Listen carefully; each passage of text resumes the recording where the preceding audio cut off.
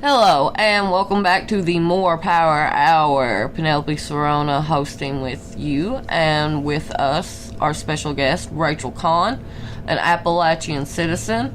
Now, in our first segment, we kind of covered, Eastern Kentucky and your life a little bit, and so this segment, I was wanting to change course a little. Now, you remember, I would say very vividly, the Cold War. Sort of. Yeah. Well, the paranoia and the anxiety that came with it. That, very well. How would you compare that to the current climate in this political situation, whether it be between China and Taiwan, Israel, and Hamas, or Russia and Ukraine? The anxiety that everybody's feeling that, oh my gosh, we're going to have World War III. I think it's totally opposite. During the Cold War, that's something, you didn't speak of it.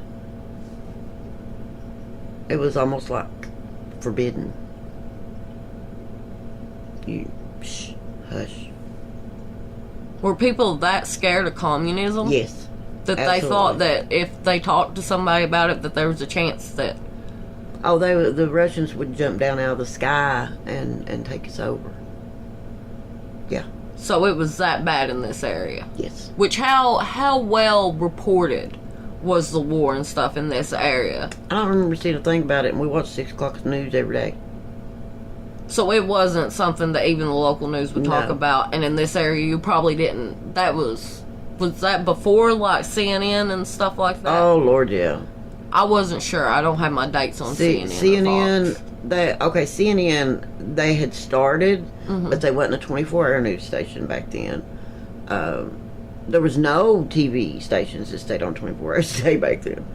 Right.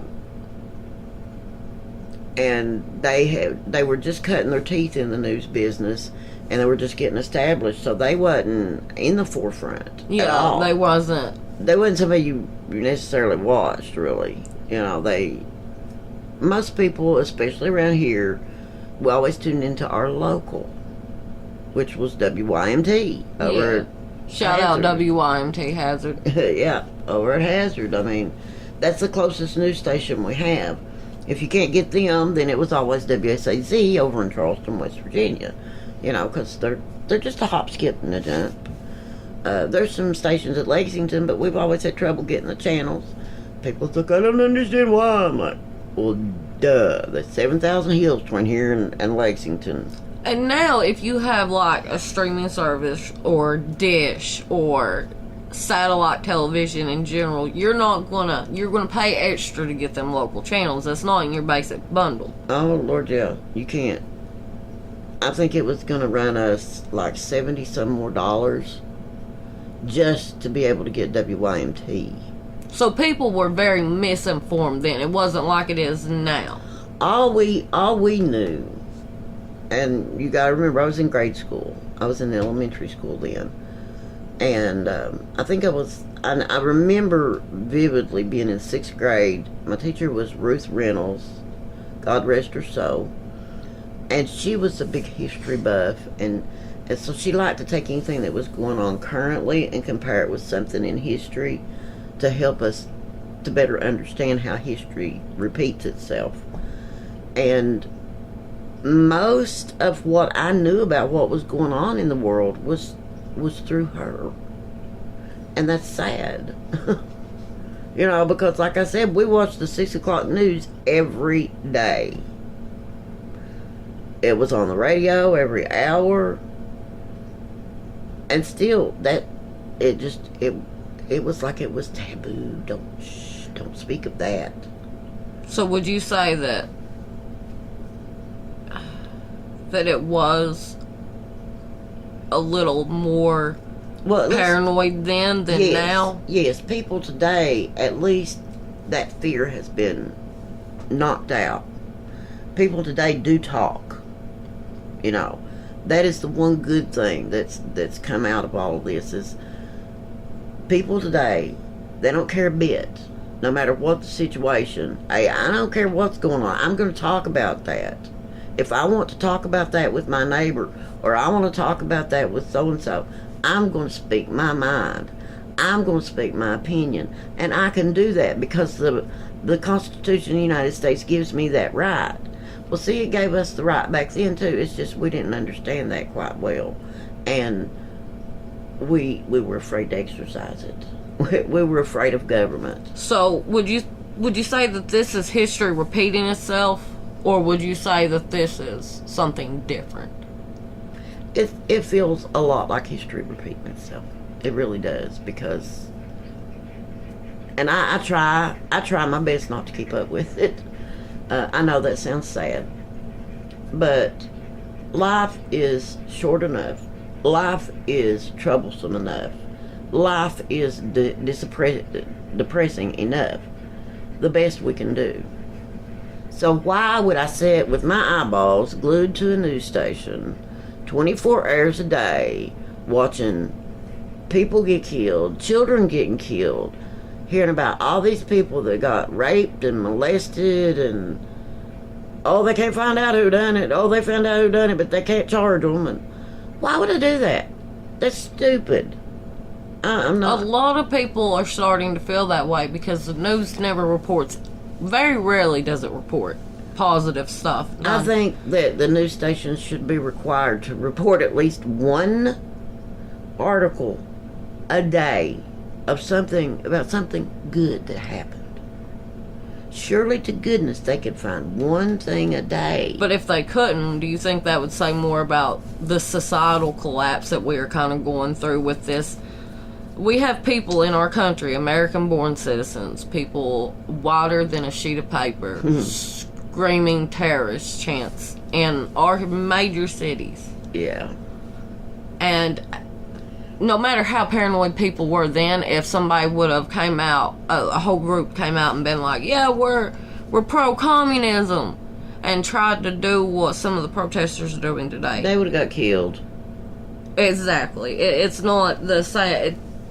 What I'm trying to ask, I guess, is, do you think that if people took the time to look back at the Cold War, World War II, World War I, the Korean War, Vietnam, do you think it would kind of help people see that what's going on with the wars is not new? That's not abnormal. What's new and abnormal and scary is what's happening here at home. The terrorism, that's what it is. I mean, we can say we pick through petals all day long, but at the end of the day, it's a terrorist organization that people are backing. It is what it is. One thing we don't want to look at is the nation's reaction in a whole to the men coming home from Vietnam. Because when you look at how we treated them, spit on them, called them baby killers, called them everything under the sun, we treated them horrible. We did. Because we were against the war. Well, that's okay. We can be against the war. These people were drafted. They didn't have a choice. Right. They had to be there. They didn't have a choice. It wasn't like they were gung-ho and said, hey, let's go kill a bunch of people. That wasn't how it was. Right. But that's the way they got treated when they got home. So that's the only one. We don't want to look at how we treated them when they come home. Now the rest of them, when they come home from World War I, the Korean War, World War II, all of that. Desert Storm, the Iranian, all those conflicts, when people would come home, when soldiers would come home, it was big ticker tape parades and cheering. Yeah. But Vietnam, it was people waiting at the airport for them to get off that plane just so they could spit on them and cuss at them. And so that was a very low point, in my opinion. And opinions are like buttholes. Everybody's got one. I'm sorry, it's something my mommy taught me. It is what it is and ain't what it ain't. Now, I can't help that. And yes, we need to look back in order to move forward. If we don't ever look to see where we started from, and what has happened in our past. And we need to, but we don't need to just look and say, oh, okay, we done this before, and go on. We don't need to do that. We need to look, oh, we done that. Why did we do it? And how do we keep from doing it again? Right. We got to learn. We got to learn from our mistakes. If we don't start learning from our mistakes, America's not going to be this big, great country that it once was. It's going down slowly. Have you ever seen anything in your lifetime like the pro-Hamas No. protesters? No, never. Never. I have never. As a matter of fact, you mentioned, people native born here, skin pale as ghost, and them chanting, terrorist chants. I can get you even closer to home. Little girl from this area. She's in, I would imagine, maybe middle school. She goes around hollering, white power. In 2023. Yes. Yes. And it saddens me. And what's even worse is her mom and her stepdad. They just laugh about it.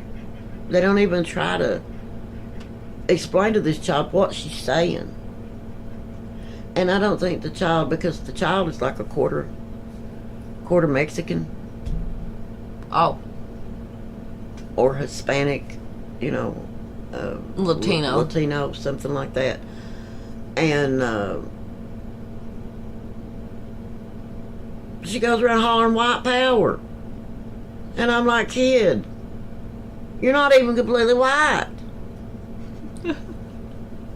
I mean, I don't say that to her, but I mean, that's why is she hollering it? Does she understand what she's screaming? Quite possibly not, because sometimes kids they say things to try to get reactions so they can have something to boast about, because let's be honest, children don't have enough of their frontal cortex developed at any age under the age of 21 to be able to make great decisions. Look,